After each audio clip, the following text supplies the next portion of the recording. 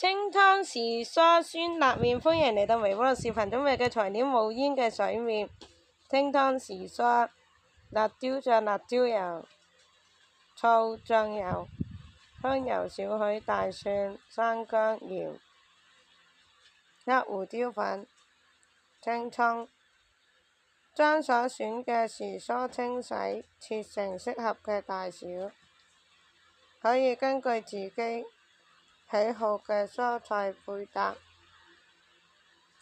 喺鍋入邊加水，煮沸後放入無煙嘅水麵，根據包裝指示煮熟。煮好後撇開，並用冷水沖洗一下，以防黏連。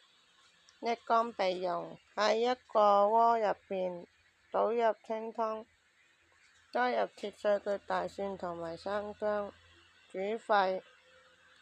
將準備好嘅時蔬放入清湯中，根據蔬菜嘅熟成時間，適時加入，煮至蔬菜乾軟化，但依然保持鮮綠色。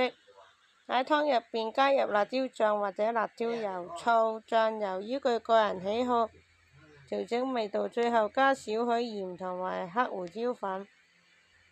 將煮好嘅麵放入碗中，